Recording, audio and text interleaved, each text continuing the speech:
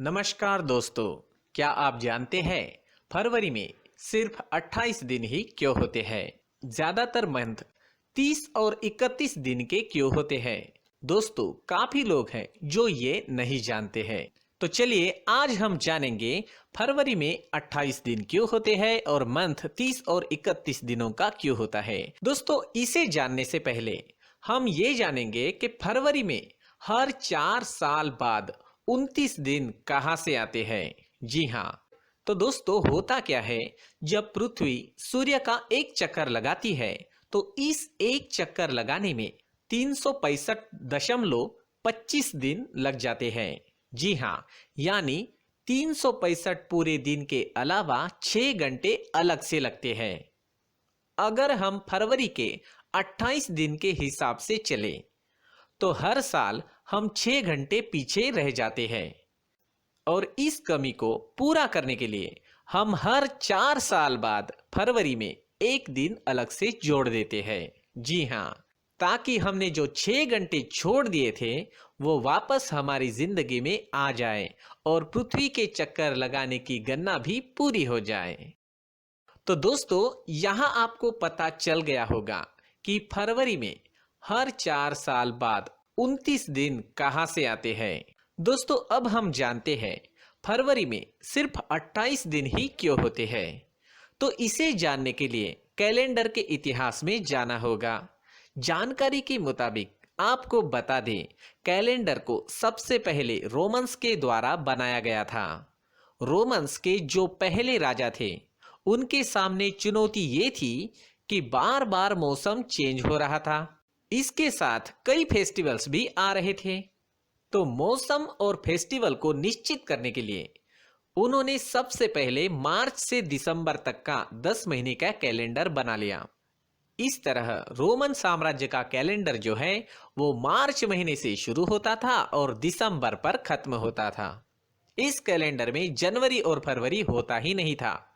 Roman साम्राज्य के समय में कैलेंडर में दिमाग लगाकर कुछ महीने को 30 और कुछ महीनों को 31 दिन का बना दिया गया था। जी हाँ, कुछ महीनों को 30 और कुछ महीने को 31 का बनाया था। इस कैलेंडर में 2 महीने इसलिए छोड़ दिए थे, जनवरी और फरवरी, क्योंकि इन 2 महीनों में ये लोग कुछ काम नहीं करते थे। उस समय उनकी ये धारणा थी, जब इन 2 महीनों में कोई काम ही नहीं है तो इसे कैलेंडर में जोड़कर क्या करना है। लेकिन कुछ समय बाद इनका कैलेंडर गलत साबित होने लगा, क्योंकि 10 महीने होने के कारण मार्च में जहां पहले गर्मी होती थी, तब उसी मार्च को सर्दी आने लगी थी और उस वक्त उन्हें यह समझ आ गया कि जो 2 महीने ये छोड़ रहे हैं वो गलत है। इसके बाद रोमन्स में नया किंग आया जिसने कैलेंडर में 2 महीने और जोड़ दिए। इसके कई साल बाद रोम के तीसरे किंग ने जनवरी और फरवरी महीने को मार्च के आगे लगवा दिया, क्योंकि इन 2 महीनों में सर्दी होने के कारण कोई काम नहीं करता था। जी हाँ, कोई भी काम नहीं करता था। लेकिन दोस्तों, फरवरी मंथ ही 28 दिन का क्यों बनाया गया? अगर ये देखा जाए तो शायद सबसे लास्ट में ये महीना बनाया गया था।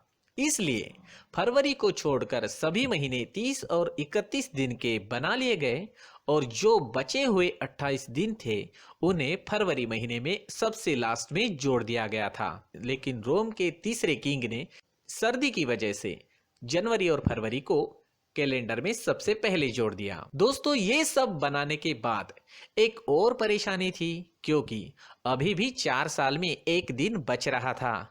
तो इसका क्या किया जाए? तो इसके लिए उन्होंने बताया कि सारे महीने 30 और 31 के चल रहे हैं, लेकिन फरवरी ही एक ऐसा महीना है जिसमें सबसे कम दिन है। तो फरवरी महीने में एक दिन को लीप डे बोलकर हर 4 साल में जोड़ा जाने लगा। तो इस तरह हमें सही कैलेंडर मिल गया जो आज तक चल रहा है। तो अब आप जान गए होंगे कि फरवरी में सिर्फ 28 दिन ही क्यों होते हैं, बाकी मंथ 30 और 31 दिन के क्यों होते हैं, ये किस तरह चलता है। क्या आपने कभी सोचा है संडे को ही छुट्टी क्यों होती है? जी हाँ, संडे को ही छुट्टी क्यों होती है? दोस्तों, वीकेंड का इंतजार तो सभी को रहता है, क्या स्कूल, क्या कॉलेज और क्या दफ्तर। हफ्ते भर काम के बाद जब संडे की आहट होती है तो मानो खुशनुमा हवाएं चलने लगती है, कानों में संगीत बजने लगता है, मन और शरीर दोनों हल्का लगने लगते हैं। आहा हा हा हा।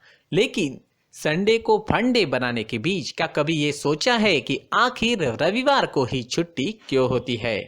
दोस्तों, ये अंग्रेजों के जमाने की बात है। जी हाँ, किस्सा बड़ा मजेदार है। असल में जब भारत गुलाम था और देश में ब्रिटिश शासन था, तब एक मिल थी और उस मिल में काम करने वाले मजदूरों को एक दिन की भी छुट्टी नहीं मिलती थी। जी हाँ, उन्हें एक दिन भी छुट्टी नहीं मिलती थी। उन्हें सातों दिन काम करना पड़ता था, जबकि हर रविवार को ब्रिटिश अधिकारी चर्च में जाकर प्रेयर करते थे, यानी उन अधिकारियों की छुट्टी होती थी। लेकिन मजदूरों के लिए ऐसा कोई नियम नहीं था। दोस्तों, उस समय मिल मजदूरों के नेता थे श्री नारायण मेघाजी लोखंडे। उन्होंने अंग्रेजों के सामने साप्ताहिक छुट्टी का प्रस्ताव रख दिया और कहा कि 6 दिन काम करने के बाद मजदूरों को भी सप्ताह में एक दिन अवकाश मिलना चाहिए। लोखंडे जी ने तर्क दिया कि मजदूरों को हफ्ते का एक दिन अपने देश और समाज की सेवा करने के लिए मिलना ही चाहिए।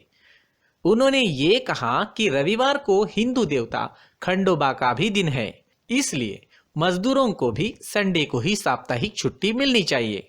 दोस्तों, यदि आपको लगता है कि अंग्रेजों ने उनकी ये मांग मान ली तो आप गलत है, क्योंकि अंग्रेज तो आखिर अंग्रेज है।